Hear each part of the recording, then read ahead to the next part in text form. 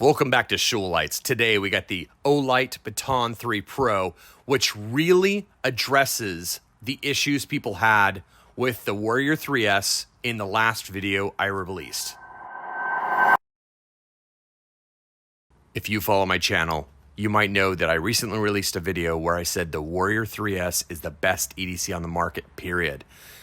The top two complaints in the comments were, it's too big, and why would you require an emitter swap?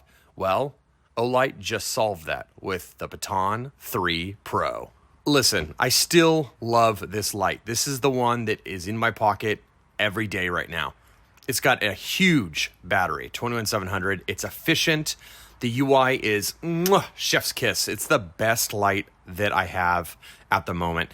And if you believe that it's just too big, ta-da! I mean, look, fixed, right? Solved. Here you go. Here's a very tiny 18650 sized light instead of the chunky 21700. I didn't have a problem with this size, and if you want to know my rationale for thinking this is the best EDC, you can click on the link up here right now and take a look at my video. But listen, if you're in that camp, you think this is just too big, here you go. Much, much smaller. And the Warrior 3S had a very cool emitter in it, which I wasn't a fan of, and I put a 4500 Kelvin emitter in it. I showed in my video that it's not that difficult and that I think anyone can do it. But this light, the Baton 3 Pro, probably answers both those criticisms because it's available, and if you look right here in the bezel, it's available in a 5000K version. So instead of emitter swapping to 4500, you can get 5000 out the gate.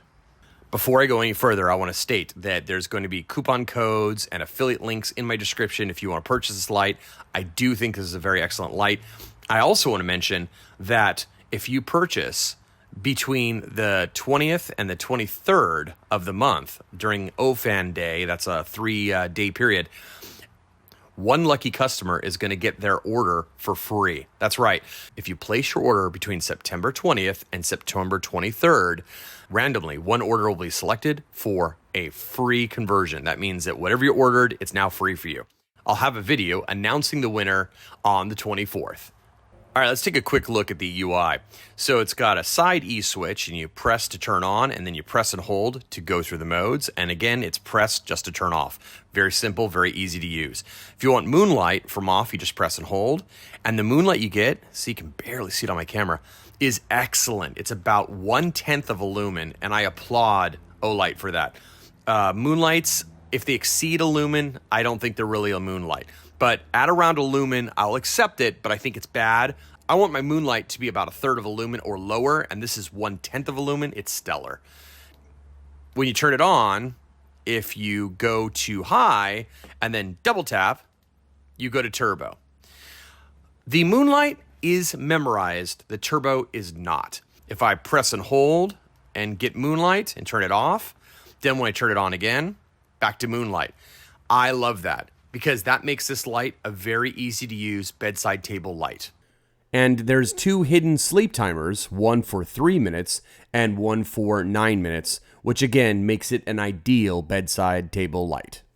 Let's talk about size. So here it is next to a Hank D4. Here it is next to a ThruNite TN12 Pro, which is a single emitter reflector, very similar to the Baton 3 Pro. And then, of course, the Warrior 3S. You can see that the D4, which is considered a very pocketable EDC, is slightly bigger than the Baton 3 Pro. So this is a very, very comfortable light to EDC. In my other video, people were saying this was too big, but it's funny because I hear people all the time talking about EDCing a TN12 Pro, and these are pretty much the same size. So I do believe that this isn't too big for EDC. I think it's right on the edge, but then that's where this Baton 3 Pro is excellent because it's just so tiny and lightweight. The anodizing is just gorgeous. It's got that kind of sheen to it. It's very thick and even.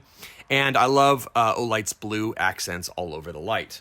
It's got their magnetic charging. So let me go ahead and open up the case here and talk about the things you get inside their case. Here's the box. It isn't a clamshell box. This is a box that was sealed at one end, but inside it came a kind of a brown felt pouch, which was very cool. And it came with their magnetic charging cable. And I showed this in my Warrior 3S video, but I love the fact that at night, if this is a bedside table light, you know, the lights can be off, be totally sleepy. You just kind of go like this and it just, you know, snaps on. So this is a great charging solution. I love it.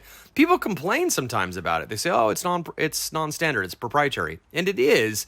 But I mean, if you have a couple O-lights, you find how convenient it is. And it's not like these cables are expensive. Even if you wanted one in your car, you can easily buy one for not much money and keep them everywhere. One thing they included, which at first I didn't know what it was, and then I started looking into it, was a metal bracket. And it's literally so that you can store your O-light, you know, on a shelf or something. So it's got some sticky tape here, and it's got like a little curve. And this sticky tape is just, it's loose. You can put on the other side. But the idea here, right, is you're going to put this on the wall and with this double stick tape. And then the magnetic end just goes, get a little holder to keep your light wherever you want, by your workshop somewhere. All right, let's talk about its special features. So it's got a battery indicator baked into the button right there, and it goes green, yellow, and red to tell the state of the battery. It also has a hidden bounce sensor in the TIR, and you can't see the sensor, but it's down there. And it's a little aggressive, not a bad way, but just something I wanted to point out. So let me aim it at the wall here and show you. If I go to high here and then double tap to turbo, do you see how it's doing that? That's because I'm pretty close to the wall. I'm only like 3 or 4 feet away. And so what's happening is it's stepping down and then going back up. Now, that's not a problem. I mean, I'd rather this thing work than not work, right? I don't want my, pocket to be on fire. But I do want to point out, if you're ever in a situation where you're turboing and it's doing something like that, just double click again and you defeat the turbo, okay? So when you double click to turbo, if you double click again, it just defeats it, and the turbo is going to be on no matter what. Now, if it is in turbo and it is step down, which that's what's going on right at the moment because I double-clicked for turbo and it's so close to my hand, it is step down. If it stays step down for 1 minute, the light automatically shuts off. So that's a really thoughtful situation because that means that if it somehow double-clicks to turbo in your pocket and it doesn't get relief from the step down, it knows to shut off. So very cool feature. All right, let's do some lumen tests. Now, I don't even have the light at full right now. This is mostly full. So I have been testing it over last week, and they say that their light is 1,500 lumens on turbo, and I find that it exceeds that. So let's see what it's at right now, considering I don't have it full. But let's start with moonlight, and you can see if I block the light from my video lights that I'm at 0 lumens. If I put it in the hole, you can still see I'm at 0. There's not enough light to get in there. So let's press and hold to turn it on to moonlight. And you can see that I'm measuring between 0.1 and 0.2. There's a little light leak here. When I'm perfectly dark, I was measuring 1/10 of a lumen. Now let's go up to low, and I'm getting 16 lumens. Medium, I'm getting about 116 lumens. And then high, I am getting about 300 lumens. And then let's go up in range. So now that you're gonna have to add a 0. And if you double tap, it went up for a second and went down. I'll double tap again to defeat. And you see I was getting over 1,500. I measured about 1,550 lumens. That wasn't ANSI, that was at turn on. But at ANSI, it was still about 1,500 lumens. This light has a very high quality driver in it. It's not FET, and it maintains its output very well. All right, let's measure tint and CCT. I got my video lights off. There's still a little light in here, of course, but it shouldn't spoil the results too much. I've already measured these as well, so I'm basically just doing it to show you. But what I found was on low, it was above BBL by, about 130 points, and that the light was about 4,500 K. If I went to high, it cools off a bit to 4,700 almost, and it's approaching BBL. And then if we turbo it, we get about almost 5,000, like 4,900, and it's much closer to BBL.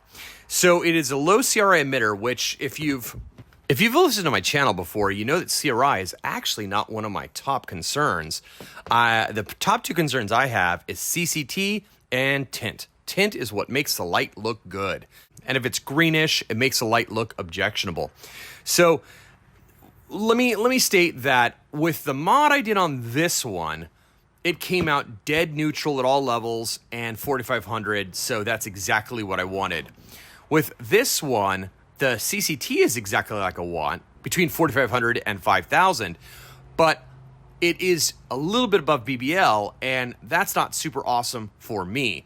Now, I have a lot of people commenting that they don't see that their light, which is above BBL, is any problem at all. So everyone has different tastes on this. I like neutral to under BBL, but you might be fine with the way this is. So what I'm trying to say is if you're one of the people that was talking about how difficult it is to mod an Olight and that you wish that Olight would just bring you an emitter that is warmer, then done. Here you go. All right, we're outside for some beam shots, and I've got 3 flashlights with me that I think would be interesting to compare. We've got a high-end Henko here. The only reason I have this is because it has a single reflector, so that's a Nichia 219B at 4500K. It's going to be really rosy, really below BBL. And then we've got the Warrior 3S that I modified.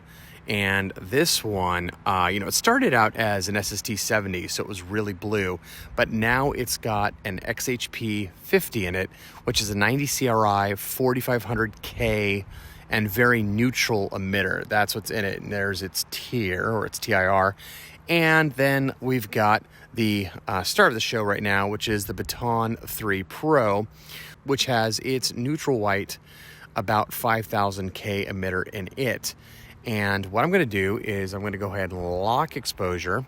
The color temperature is already locked at daylight, so we're going to take a look at these. Expect this one to be rosy, as I said. Expect this one to be neutral. Might look green compared to this. This one's about 100 points under BBL. And then this one, as we saw in the earlier Sekonic tests, is about 100 points over in most cases. So let's take a look. First up, we've got the Henko here with the single, and that is the Nichia 219B. And you can see, wow, it makes it all the way down there to 150 meters away to that tree line. So it's a pretty nice concentrated beam. This is one of the reasons why I like the single reflector option. It's not done a lot, but I like it in this light because normally this is a triple, and it's much more flooding than. And it's much more floody than this. There we go, get back on high. Oh, we got a lost focus there. But anyways, that's good baseline. This is also going to be the narrowest beam of the 3. Let me put that away. Let's take the Warrior now. Now the Warrior on the right here has a much larger TIR. So imagine that it's going to be more concentrated. But on this Henko reflector here, notice that there was a hotspot with a kind of a halo around it. So hotspot and some spill, right? It's pretty defined, hard hotspot, and then this, you can see the circle right here, right? All right, let's take a look now at the TIR in this Warrior, and you can see how the hotspot is really even, and then there's a little bit of spill that kind of graduates out, but there's no definite edge. See, as I lift the beam up in the air here, you can't see a hard edge to it. So let's go to turbo with it, and clearly it puts out more lumens than the single 219B in that Henko. All right, now let's take a look at the Baton Pro. Now the Baton Pro is less lumens. Remember that the Warrior is about 2300 lumens, and this guy is going to be about 1500, but it's much smaller. So let's take a look at it. Okay, turn it on. You can see that it has a larger hotspot because the TIR is smaller comparatively to the emitter. And on turbo, which I just went up to, it's got a really good beam. I like the shape. It's nice and wide, but it's not so floody. I'm really starting to like single emitter EDCs lately. Let me lock my focus. It doesn't go all over the place. There we go. There we go. So there you go. Now let's get the Baton Pro on the left here and the Warrior on the right.